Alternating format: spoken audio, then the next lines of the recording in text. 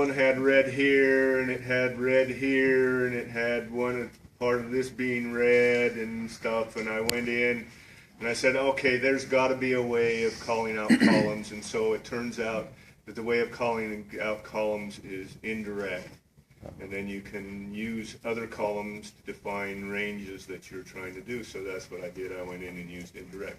So if we go and we find another file, and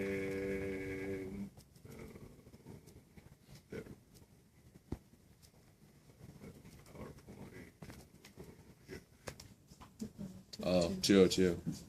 well, affected, unaffected, isn't that what I've got in there already? Oh, modified and conventional. Okay. Okay.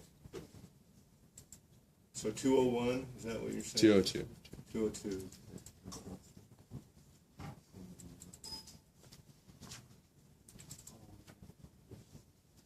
Oh, no. That's a paired T.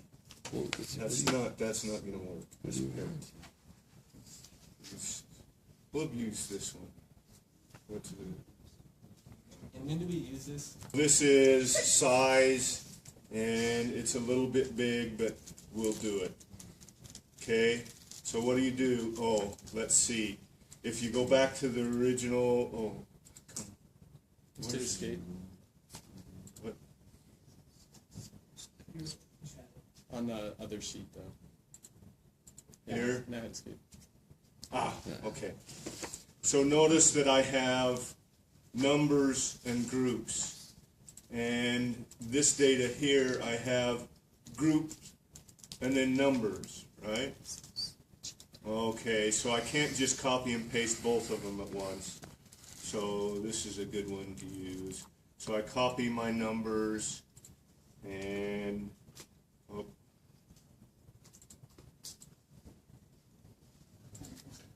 put my numbers in there and paste them, okay, and then I come over here and I copy my groups, okay, and come back,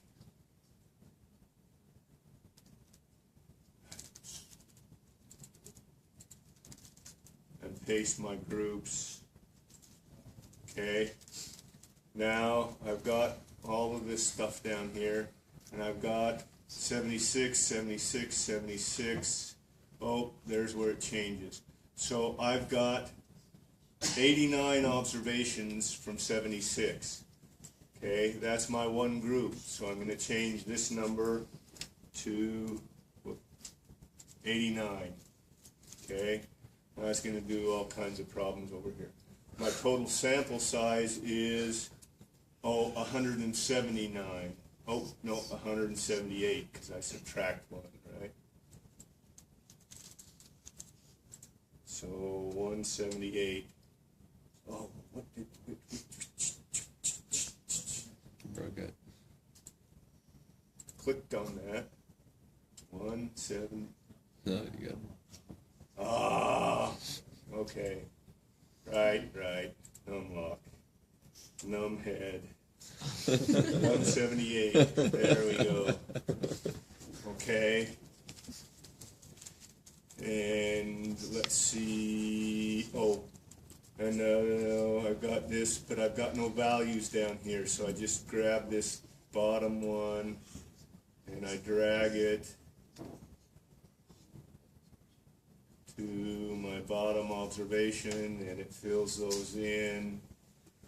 And look at the numbers of ties. This is a horrible data set to be doing rank sum. Okay, but it demonstrates how to use this. Okay, and I can go in and I can get a rank sum. And the other reason it's horrible is I'm going to get a p-value of 0.0000, and it's going to show up as nothing on there. But I do get a z-value. So, and the problem. No, I'm not going to go back. But you run the rank sum in JMP, and then you look to make sure you get the same z-value and the same p-value here, and that tells you that you've got everything set up right. So all I had to do was copy my data, drag those two to the bottom, and then change these two numbers. And then if I have censoring, I need to put in the censored value. Something like 45 would be a good value on the test, right? For a rank sum test. Okay, and now, right. Well, it says it right in the question that it cuts it off at 45 minutes. If you've gone beyond 45 minutes, then you get censored, right?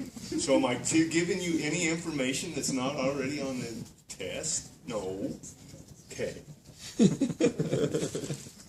Other than I just told you it's that you're supposed to do a rank sum. But hey, you know, if everybody does a question right, it takes me so much less time to grade.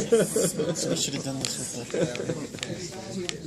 the data set. Okay, so now I can start trying values, and you know, 6. Oh, my z has gotten even bigger, so I've gone too far. So maybe it's a -6, and we do a -6, and let's do 2. Well, I'm trying to find the difference between these. So I'm trying to find a confidence interval, and so it's going to be, let's try 0.1. Oh, we're getting closer, see. 0.2. 0.7. Ah, there. Oh. 0.7 is in somewhere in my interval. So I'm going to have to add a little and subtract a little to find the ends of my confidence interval, and I'm not going to take the time to do that.